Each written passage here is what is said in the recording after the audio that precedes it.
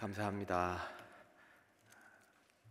제가 예선이가 제 딸인데요, 막내딸인데 지금 14살이거든요. 15살이 됩니다, 다음 달에. 근데 예선이가 그때 8개월 땐가 왔으니까요. 거의 14년 넘게 하누리교회를 섬기고 그랬던 것 같습니다. 막상 떠난다고 하니까 실감이 안 납니다. 떠나야지 떠나는 것 같고 계속해서 이 교회에 머물 것 같고 예배 드릴 것 같은 그러한 마음인데, 하나님이 그 교회로 부르셨기 때문에 믿음으로 또 그 교회로 갑니다. 제 일정은 2월 29일 월요일에 출발을 해서 6월 29일 월요일에 출발해서 7월 1일에 그쪽에 도착할 예정입니다. 무사히 잘 도착할 수 있도록 기도해 주시면 감사하겠습니다. 잠깐 기도하고 말씀 전하겠습니다. 하나님 아버지, 감사합니다. 오늘 우리에게 하누리교회를 허락하여 주시고, 또 하나님, 우리가 함께 주님을 예배하고 주님의 말씀을 공부하고 주님 안에서 함께 교제하고 주님의 복음을 전하며 예수 그리스도의 사랑을 증거하는 귀한 한 지체요, 한 공동체로 우리를 세워 주시니 감사합니다. 하나님, 하누리교회가 하나님 보시기에 얼마나 기뻐하시고 하나님이 사랑하시는 귀한 주님의 몸된 교회이오니, 하나님 하누리교회를 축복해 주시고 하나님 하누리교회를 통해서 하나님의 뜻이 이루어지며 하나님이 영광 받으시는 아버지 하나님 귀한 교회가 될 수 있도록 하나님 축복해 주시옵소서. 주님께 감사드렸고 예수님의 이름으로 기도하였습니다. 아멘. 저는 삼행시를 만드는 것을 좋아합니다. 예를 들어서 제 아내 이름이 이은정인데요, 이렇게 삼행시를 지어봤습니다. 여러분들이 한번 읊어주시겠어요? 이처럼 은은하고 정다운 아내는 없다. 좋지 않으십니까? 제가 지어놓고 봐도 참 멋있는 삼행시인 것 같습니다. 오늘은 Father's Day입니다. 왜 팔불출같이 이렇게 아내 자랑을 하느냐라고 생각하는 그런 분이 계실지 몰라가지고 제가 이 말 한마디를 더 애드하겠습니다. 원래 제 아내의 성은 노씨입니다. 노씨. 노은은, 노정다운. 그랬던 그 아내가 저를 만나서 이처럼 은은하고 정다운 아내가 됐다라는 것이죠. 여러분, 수많은 비난을 받을 각오를 하고 남편들을 위해서 이 말씀을 드립니다. 세상의 모든 아내 여러분, 당신의 남편이 있기에 지금의 당신도 있을 수 있습니다. 지금 모니터로 또는 이 자리에 계신 여러분들, 혹시 남편이 옆에 계시면 이렇게 좀 표현해 주셨으면 좋겠습니다. 여보, 당신이 있기에 내가 있네요. 한번 따라해 보시죠. 아무도 없으신가요? 몇 분 안 계신데 한번 표현해 주시면 감사하겠습니다. 여보, 당신이 있기에 내가 있네요. 고마워요. 별로 반응이 없어서 제가 이렇게 삼행시를 좋아하는데요, 삼행시를 아버지 날을 맞이해서 아버지로 지어보았습니다.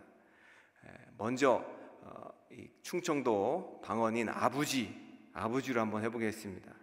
사실 이 아부지가 충청도 방언이 아니라 경기도 방언이라고 합니다. 다들 아부지 돌 굴러가요 라는 그 유머 때문에 이게 충청도 방언인 줄 아는데 원래는 경기도 방언이라고 합니다. 이 아부지 한번 제가 해보겠습니다. 운을 띄워주십시오. 아무리 부담스러워도 지켜내는 사람. 아버지는 또 어떨까요? 아버지, 아무리 힘들어도 버티고 지탱해 나가는 분. 아버지는 그런 분들입니다. 오늘 가정에서 예배를 드리고 계신 모든 성도님, 이 시간 아버지를 향해서 이렇게 표현해 주셨으면 좋겠습니다. 아버지, 많이 힘드셨죠? 정말 감사합니다. 아버지, 존경하고 사랑합니다.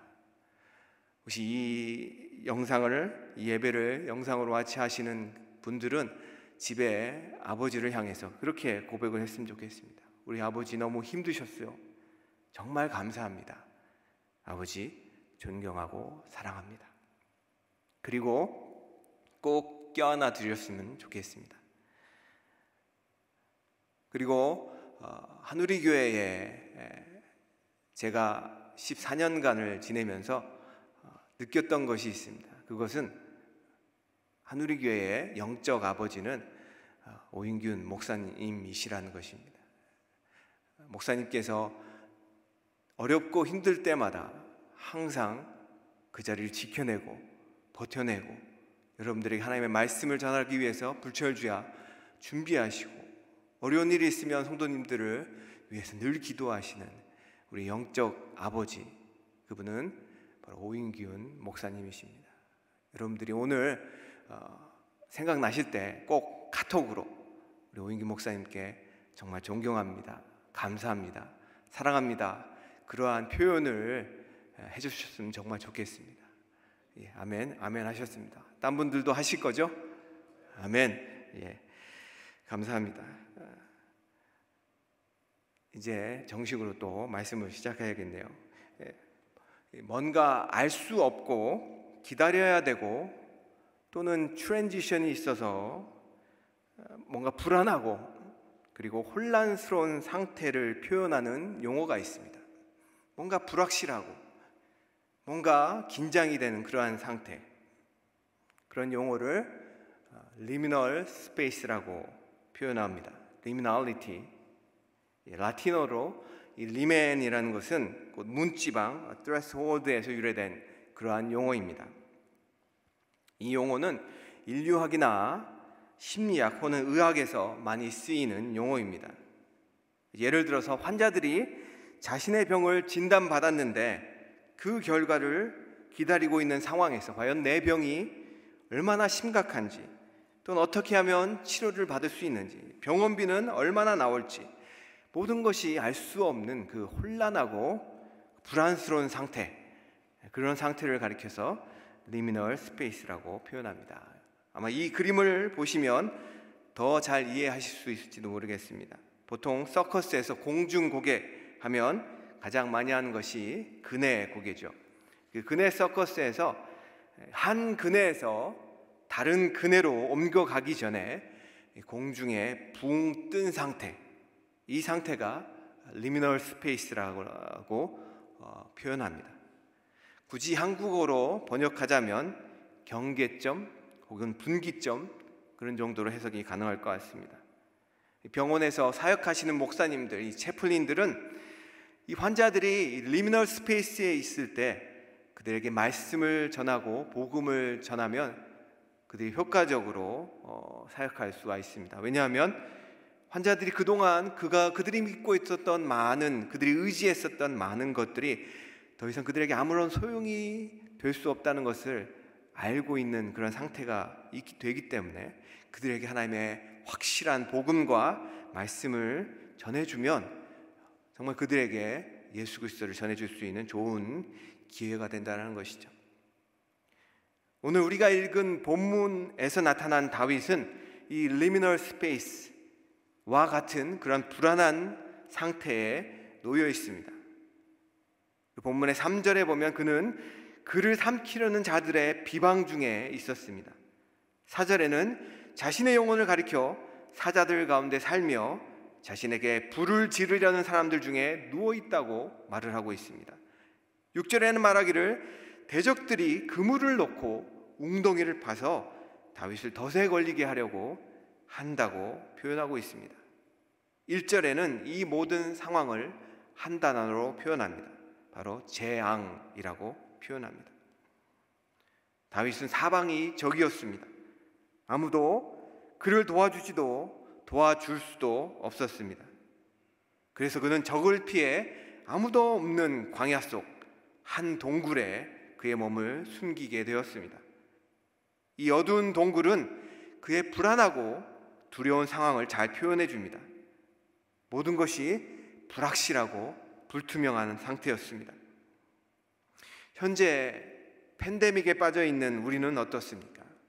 지금처럼 모든 것이 불확실하고 불투명한 상태가 또 있을까요? 백신이 나오면 좀 괜찮아질까요? 저는 백신이 나오면 이 사태가 해결될 거라고 생각을 했습니다. 근데 꼭 그렇지만도 않다고 전문가들은 얘기를 합니다. 백신이 나오더라도 항체가 얼마나 지속될지 모르기 때문에 그렇게 말하는 것입니다. 보통 감기 바이러스의 항체는 3개월에서 6개월 정도 지속된다고 합니다. 그래서 감기는 겨울철 유행이기 때문에 늦가을에 백신을 맞으면 한 6개월 정도 지속되기 때문에 여름에는 바이러스가 없잖아요. 그래서 문제가 없었습니다. 근데 이 코로나 바이러스는 어떻죠? 여름에도 계속해서 전파가 됩니다. 그래서 계산을 해보면 만약에 3개월만 간다면 우리는 3개월마다 이 백신을 맞아야 되는 것이, 6개월 간다면 6개월마다 이 백신을 맞아야 된다라는 계산이 나옵니다. 그럼 팬데믹 이후에 그리고 이전 이 판이하게 달라질 거라는 그러한 말들이 맞을지도 모르는 그런 상황 속에 우리는 살고 있습니다. 제가 졸업한 신학교도 마찬가지입니다. 한 학기가 끝나면 예를 들어서 100명이 다음 학기를 위해서 등록을 했다고 한다면 지금은 30명만 등록한 상태라고 합니다. 100명을 기준으로 볼 때요. 110년이 넘는 학교 역사 속에서 가장 어려운 위기 속에 몰려 있습니다. 경기는 또 어떻습니까? 리만 마커스나 JC 페니 등 수많은 백화점과 기업들이 파산 신청을 하고 있습니다. 우리는 경기가 언제 회복될지도 모르고 있습니다. 모든 것이 불확실한 상태 속에서 살아가고 있습니다. 전 세계가 이 리미널 스페이스 속에 있습니다. 사람들은 보통 두렵고 불안하면 어떻게 하죠? 안전함을 얻으려고 확실한 것들을 찾습니다. 안전하고 확실한 것들, 자신을 지켜줄 만한 것들을 찾고 의지합니다. 그래서 사람들은 돈을 벌고 명예를 얻고 사람을 의존합니다. 그러나 그런 것들이 정말로 불안과 두려움과 허무에서 사람들을 보호해 줄 수 있을까요? 제가 어제 읽었던 기사입니다. 중국에서 방송 쪽 비즈니스를 하던 30대 초반의 젊은 사업가가 있었다고 합니다. 워낙 사업이 잘 돼서 스튜디오도 여러 군데 열고 외제차도 여러 개 타고 다녔다고 합니다. 그런데 이 청년이 가택 침입죄로 경찰에 입건되는 일이 발생합니다. 이유인즉슨 가만히 있어도 돈이 잘 들어오니까 할 일도 없고, 그래서 주로 낮 시간에는 외제차를 몰고 이곳저곳 드라이브하는 것이 취미였다고 합니다. 그러다가 창문이 열린 집을 발견하고 낮이니까 사람이 없는 걸 확인하고 들어가서 자기 집처럼 쉬다가 주인이 오기 전에 몰래 빠져나왔다고 합니다. 그런데 보통 사람이 오고 가면 흔적이 남잖아요. 그걸 이상하게 여긴 집주인이 집에 설치해 놓은 CCTV를 확인해 보았고, 그로 인해서 뒷덜미가 잡히고 말았습니다. 경찰에 붙잡힌 이 청년 사업가가 왜 그런 짓을 했느냐는 질문에 이렇게 대답했습니다. 그냥 사업도 잘 되고 할 건 없고, 그래서 무료해서 얼마 전에 보았던 한국 영화를 보고 따라했다라고 그렇게 말했답니다. 돈이 아무리 많아도 우리에게 안정감과 만족감을 줄 수 없다는 것을 보여주는 아주 좋은 그러한 기사입니다. 다윗도 사람을 의지했습니다. 사울왕에게 쫓겨 불안하고 두려울 때 그는 자기가 아는 제사장에게 가서 그의 도움을 받기도 했고, 블레셋 왕에게 가서 보호를 받으러 갔었습니다. 일이 잘못돼서 미친 척하며 간신히 도망쳐 나오기도 했습니다. 그러한 사건들 후에 다윗은 그를 도와줄 사람이 아무도 없다는 사실을 깨닫게 되었고, 아무도 없는 광야로 도망쳐 아둘람 굴 속에서 몸을 피하게 됩니다. 자신의 모든 인맥을 동원해서 도움을 받으려 했지만 사람도 큰 도움이 되지 못합니다. 그리고 오늘 우리가 읽은 이 시편 57편을 이 다윗은 쓰게 됩니다. 시편 57편을 시편 57편 1절 앞에는 시에 대한 간략한 정보가 나옵니다. 다윗의 믹담시, 인도자를 따라 알다스엣에 맞춘 노래, 다윗이 사울을 피하여 굴에 있을 때라는 배경 설명이 나옵니다. 여기서 우리가 알다스엣이라는 그러한 의미를 살펴볼 필요가 있습니다. 이 알다스엣은 음악 기호입니다. 뜻을 말하자면 멸망시키지 마소서라는 뜻입니다. 멸망시키지 마소서라는 그런 절박함, 그 절박함을 가지고 이 노래를 부르라는 것입니다.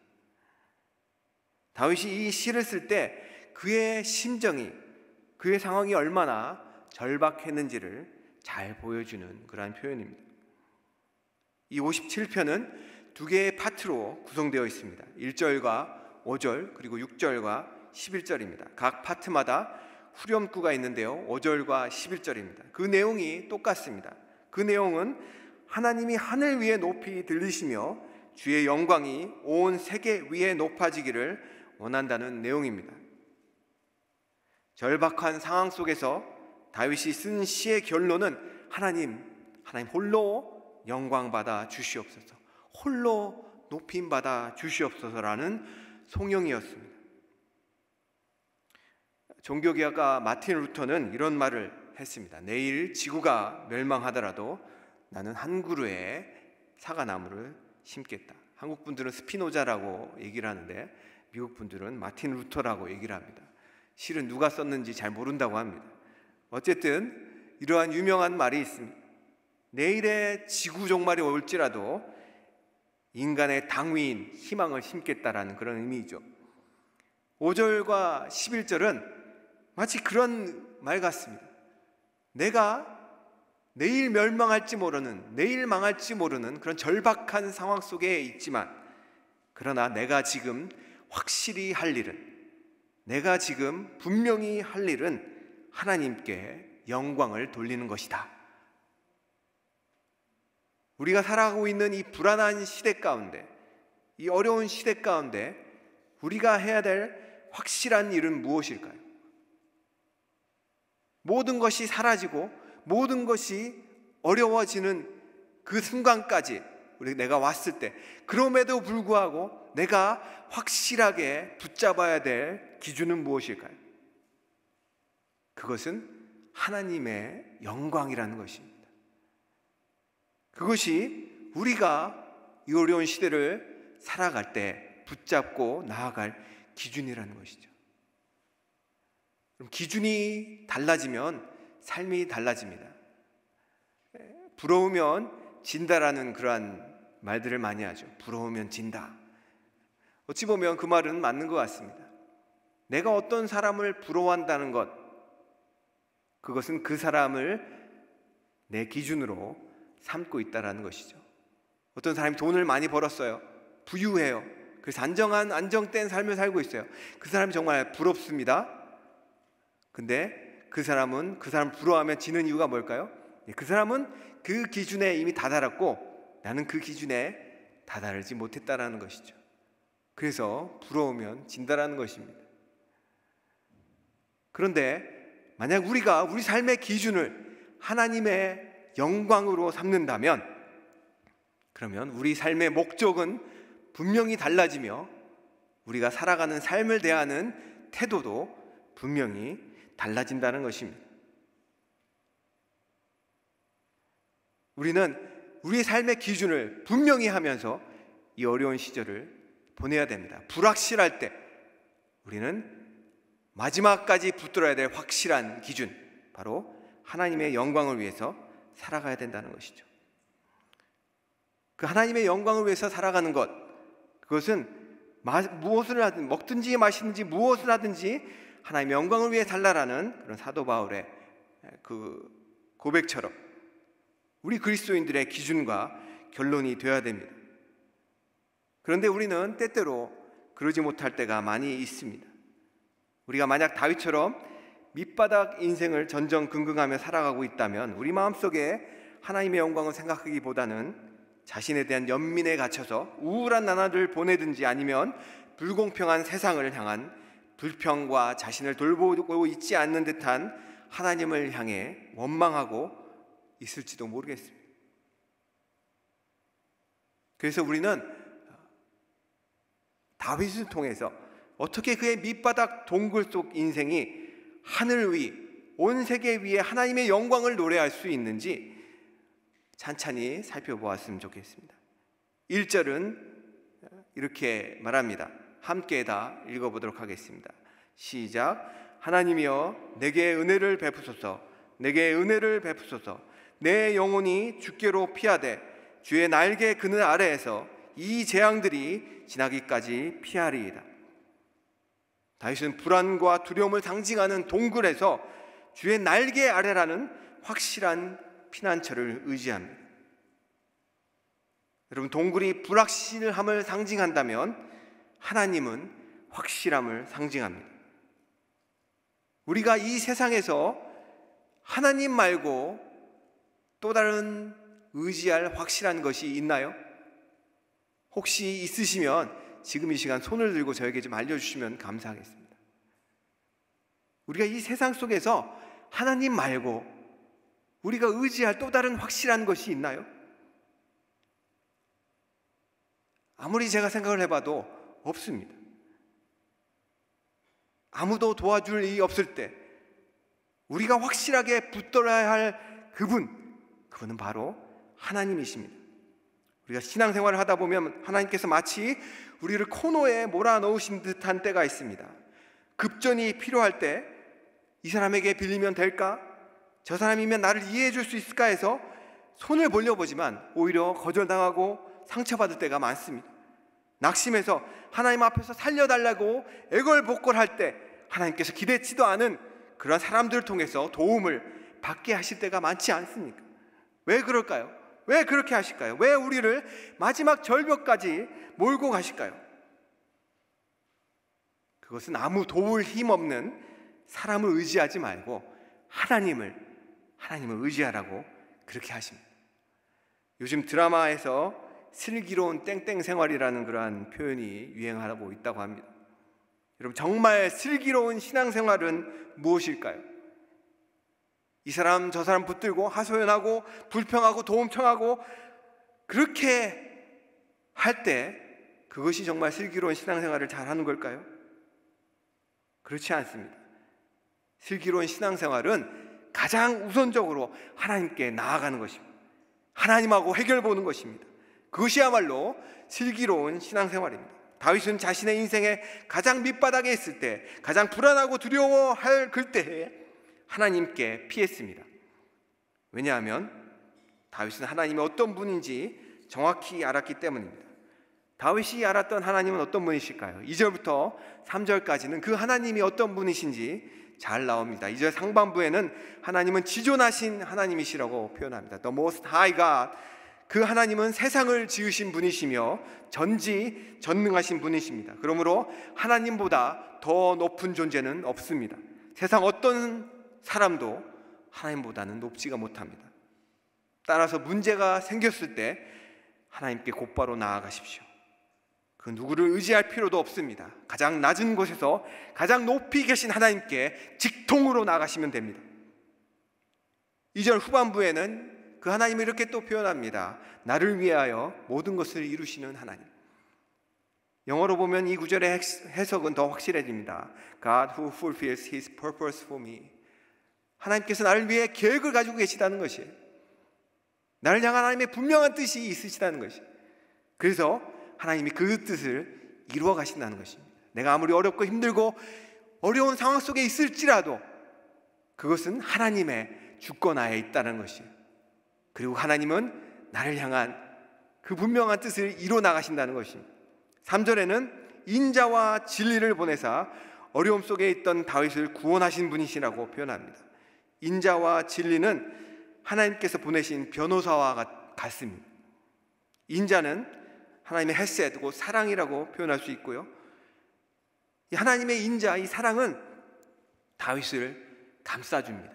불안하고 두렵고 절박할 때 하나님의 사랑은 다윗을 보호해주고 감싸줍니다. 하나님의 진리는 어떻습니까? 하나님의 진리는 다윗을 지지해 줍니다. 그의 속마음이 하나님을 경외하고 있음을 지지해 줍니다. 그가 하나님 앞에서 옳다고 인정받고 있다고 지지해 주고 있다는 것이죠. 그 인자와 진리는 특별히 하나님의 백성과의 관계에서 하나님을 잘 드러내주는 하나님의 대표적인 속성입니다. 시편 23편 6절에는 내 평생의 선하심과 인자하심이 반드시 나를 따르리니 라고 말하고 있습니다.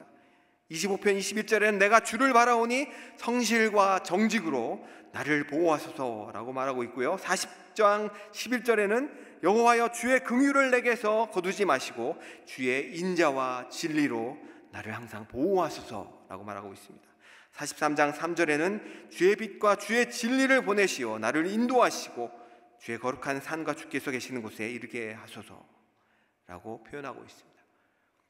그 인자와 진리를 가장 잘 표현한 신약의 성경 구절이 있다면 그것은 요한일서 4장 19절일 것입니다.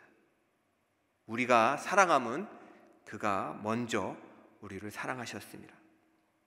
하나님은 먼저 사랑이라는 사랑을 보여주셨습니다. 먼저 사랑은 조건적인 사랑이 될 수가 없습니다. 먼저 사랑은 무조건 사랑입니다. 다윗이 말하는 하나님은 어떤 분이십니까? 그분은 전지전능한 분으로 우리를 지으신 창조주이십니다. 그분은 우리를 향한 분명한 계획을 이루어가 나가시는 분이십니다. 그리고 그분은 인자와 진리로 우리를 보호하시고 인도하시는 먼저 사랑의 하나님이십니다. 가장 중요한 것은 그분은 우리의 아버지시라는 것입니다. 이 세상에 완벽한 육신의 아버지는 없습니다. 육신의 아버지는 다 연약한 인간이고 죄성을 가지고 있기 때문에 때로는 자녀들에게 상처를 주고 때로는 믿게 행동할 때도 있습니다. 그러나 우리 하나님 아버지는 온전한 아버지이십니다. 하나님 우리를 지으신 창조주 아버지시고 그 아들 예수 그리스도를 주셔서 십자가의 죽음을 통해서 우리의 죄값을 치르시고 우리를 구원하신 아버지이십니다. 지금도 인자와 진리로 우리를 감싸 안으시고 우리 생명을 지키시고 보호하시고 축복해 주시는 무조건 사랑의 하늘 아버지이십니다. 혹시나 오늘 아버지 날에 육신의 아버지로 인해서 받은 상처로 말미암아 괴로워하고 계신 분이 있다면 주의 날개 밑으로 피하십시오. 그리고 그분의 은혜와 위로로 치료받고 회복되시길 주님의 이름으로 축원합니다. 때로 제가 목사이기 때문에 목사님이 왔다고 기도해달라고 하는 그런 성도님들이 계십니다. 너무나 감사하죠. 제게 그분을 축복하고 기도할 수 있는 특권을 허락해 주시니까요. 그런데 가만히 생각을 해보면 목사에게 기도를 맡겨놓고는 본인은 정작 어떻게 아주 기도를 안 하면은 무슨 소용이 있겠습니까? 그렇죠? 우리가 무조건적인 사랑의 하나님 아버지에게 나아가지 않으면 얼마나 큰 손실입니까? 얼마나 큰 손해입니까? 제가 며칠 전 차를 타고 가다가 한인 라디오 방송에서 나오는 광고를 들었습니다. 어떤 가게를 홍보하는지 제가 아직 기억을 잘 못하는데요. 그 노래 가사 말은 아직도 기억이 납니다. 자꾸 귀에 맴돌아요. 노래는 이렇습니다. 멋이 중한디 웃지 않으시는 거 보니까 다 이렇게 경건하신 것 같으십니다. 이 노래를 들으면서 정말 우리에게 중요한 것이 무엇일까? 신앙생활에서 교제가 중요하고 마음의 평안도 중요하겠지만 가장 중요한 것은 하나님을 알고 그분을 의지하는 것입니다. 요한복음 17장 3절은 이렇게 말합니다. 영생은 곧 유일하신 참 하나님과 그 보내신 자 예수 그리스도를 아는 것이라. 우리가 하나님을 더 알아가면 알아갈수록, 예수님을 더 알아가면 알아갈수록 우리의 신앙은 하나님을 의지할 수밖에 없습니다. 그리고 우리가 하나님을 의지하면 의지할수록 하나님은 영광을 받으실 겁니다. 조나단 에드워드 목사님의 설교, 아주 유명한 설교가 있습니다. God glorified in man's dependence라는 그러한 설교입니다. 그 설교의 결론부에는 이런 내용이 있습니다. 우리는 믿음으로 구원받는데 믿음은 구원의 하나님을 전적으로 의존하는 승인이다. 좀 어렵죠? 쉽게 말하면 믿음은 우리를 구원해 주세요라고 하나님을 전적으로 의존하겠다라는 결정입니다. 우리가 그렇게 믿음을 통해서 하나님을 전적으로 의지할 때 하나님이 영광 받으신다는 것이죠. 오늘 다윗은 이 시편의 두 번째 파트에서 그렇게 그의 믿음, 그의 신앙을 고백하고 있습니다. 7절입니다. 내 하나님이여 내 마음이 확정되고 내 마음이 확정되었사오니. 다윗은 그의 삶의 기준을 하나님의 영광으로 삼았다고 말씀드렸죠. 그 하나님의 영광을 삶의 기준으로 삼은 사람은 하나님을 향한 확실함을 가진 자입니다. 하나님을 확실히 믿는 믿음의 소유자라는 것이죠. 그의 마음에는 흔들리지 않은 확정된 마음이 있습니다. 그 흔들리지 않는 확정된 마음을 가지고 하나님 앞에서 어떠한 상황이 올지라도 하나님을 찬양하는 사람이 바로 그러한 사람입니다. 7절의 뒷부분에 보면 이렇게 얘기를 하고 있죠.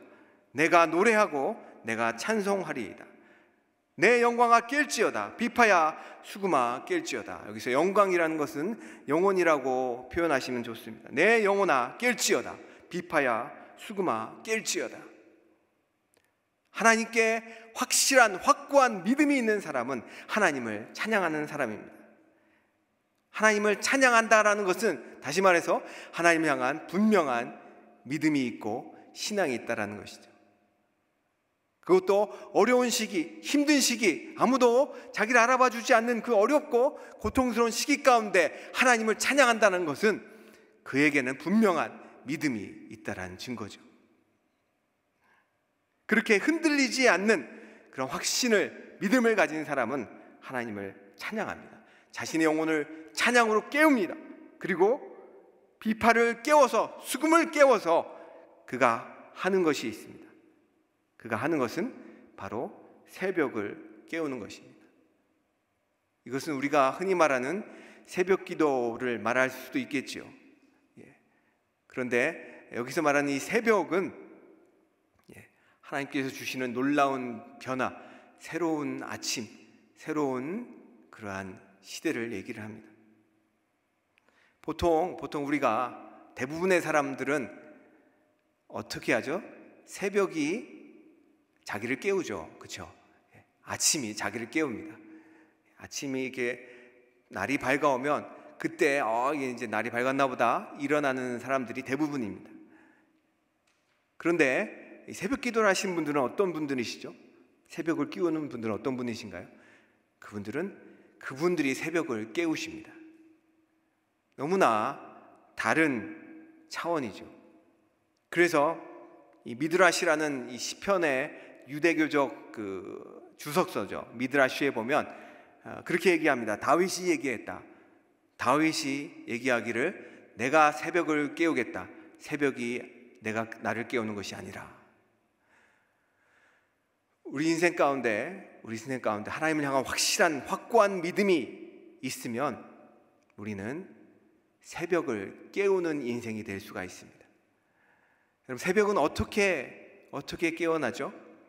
제가 대학을 다닐 때 국문학 교수님이 이렇게 MT를 가기 전에 저희들 놓고 이렇게 얘기를 하셨습니다. 너희 MT 가서 할 일이 꼭 있는데 가서 새벽이 어떤 빛깔인지 보고 와라 라고 얘기를 해줬습니다. 그것이 숙제였어요. 그런데 아무도 새벽에 어떤 빛깔인지 보고 온 사람은 없었습니다. 밤새 노느라고. 그들이 지쳐가지고 새벽에는 정작 잠을 잤기 때문에 그 누구도 숙제를 해온 적이 없었습니다. 그래서 제가 20몇 년이 지난 며칠 전에 새벽의 색깔이 어떤 것일까 보려고 새벽에 5시에 좀 넘어서 밖에 나가봤습니다. 그랬더니 새벽의 색깔은 정말 이상했어요. 뭔가 밝아오는데 계속 어두워요. 근데 한쪽은 밝아옵니다. 근데 한쪽은 계속 어두워요. 근데 그 한쪽이 어딜까요? 해가 떠오르는 곳이죠. 그 해가 떠오르는 것은 점점 밝아집니다. 그래서 그 밝아짐이 어둠을 몰아냅니다. 그것이 새벽의 빛깔이었습니다. 새벽을 깨우는 사람, 어둠 가운데서, 불안하고 힘들고 괴로운 상황 가운데서 확실한 믿음을 가지고 하나님으로 인정하고 찬양하는 사람, 그 사람은 그 사람의 삶 가운데, 그 사람의 삶의 자리 가운데 하나님의 영광을 불러오기 시작합니다. 그리고 그 영광이 그의 인생을 비춰나가서 그의 삶의 자리를 비춰나가며 그가 처한 모든 그러한 사람들에게 하나님의 영광을 드러내게 된다는 것입니다. 여러분은 어떻습니까? 여러분들은 새벽을 깨우는 사람입니까? 아니면 새벽이 여러분을 깨우는 사람입니까? 여기 계신 모든 분들, 새벽을 깨우는 그런 분들이 되시길 주님의 이름으로 축원합니다. 그렇게 새벽을 깨우는 사람, 하나님을 향한 확실함을 가지는 사람은 사람들 앞에서, 심지어 핍박을 하는 자들 앞에서 하나님을 찬양하며 영광을 돌릴 수가 있습니다. 9절이 그것을 얘기해 주고 있습니다. 주여, 내가 만민 중에서 주께 감사하오며 문 나라 중에서 주를 찬송하리이다. 어렵고 힘든 이 불완전한 시대 가운데 우리가 확실한 하나님을 믿음으로 붙들고 살아가고 그분을 찬양한다면 우리가 이 세상 사람들 가운데 담대하게 하나님은 이 모든 것들을 주관하시며 이 모든 것들을 해결해 나가실 분이시라고 고백할 수 있게 된다는 것이죠. 그렇게 하나님을 향한 확실함을 가진 자에게 하나님께서 놀라운 주의 인자와 진리로 함께 하십니다. 10절은 그렇게 얘기를 하고 있습니다. 무릇 주의 인자는 커서 하늘에 이르고 주의 진리는 궁창에 이르나이다. 우리가 3절에 보면 하나님이 그 인자와 진리를 보내신다고 얘기를 하고 있습니다. 그런데 여기서는 하나님께서 이 보내신 인자와 진리가 어떻게 돼 있죠? 그 인자와 진리가 커서 하늘에 이르고 이 진리는 궁창에 이른다고 표현하고 있습니다. 믿음으로 하나님을 향한 확신을 가지고 하나님을 증거하고 하나님을 찬양하는 그 자에게 하나님께서 놀랍도록 크고 크신 하나님의 인자와 진리로 함께 하신다는 것입니다. 아멘. 여러분, 하나님의 영광을 인생의 기준으로 삼고 그렇게 복음을 전하다가 감옥에 갇혔던 두 사람이 있습니다. 그 두 사람은 바로 바울과 실라입니다. 바울과 실라는 매를 맞고 빌립보 감옥에 갇혀서, 그 깊은 감옥에 갇혀서 아마 눈물을 흘리고 자신의 인생을 한탄해도 모자랄 그 상황 가운데 그들은 오늘 시편 다윗이 고백했던 것과 동일한 행동을 합니다. 그들이 했던 행동은 무엇이죠? 그들이 했던 것은 바로 기도와 찬양이었습니다. 그 한밤중에 몸이 쓰리고 고통스럽고 불안한 그 한밤중에 그는 다윗이 했던 것처럼 하나님 앞에 기도하고 그들은 하나님을 찬양했습니다. 그랬더니 어떤 일이 일어났습니까? 한번 다 보여주시겠습니까? 그들이 어떤 일이 일어났을까요? 한번 계속 읽어보겠습니다. 무리가 일제 일어나 고발하니 상관들이 옷을 찢어 벗기고 매로 치라 하여 많이 친 후에 옷에 가두고 간수에게 명하여 든든히 지키라 하니 그가 이러한 명령을 받아 그들을 깊은 옥에 가두고 그 발을 찻고에 든든히 채웠더니 밤밤중에 바울과 실라가 기도하고 하나님을 찬송하며 죄수들이 듣더라. 그런 후에 어떤 일이 일어나죠? 바울과 실라를 갖고 있었던, 그들을 감금하고 있었던 그러한 감옥이 문이 열리고 그리고 그곳에 하나님의 영광이 임하자 그곳이 복음이 증거되고 그 간수들의 가족들과 그 간수들의 연관된 모든 사람들이 주 예수 그리스도를 믿는 그러한 교회가 탄생되었다는 것이죠. 팬데믹으로 처한 우리의 삶의 자리가 불확실하고 어려울 수 있습니다. 그때 우리는 확실하게 해야 될 것이 있습니다. 바로 확실한 하나님, 유일하게 확실하신 그 하나님을 붙들고 기도하고 그분을 찬양하는 것입니다. 그럴 때 우리 인생 가운데 새벽에 광명함 같이 하나님의 영광이 우리에게 비쳐 임할 것입니다.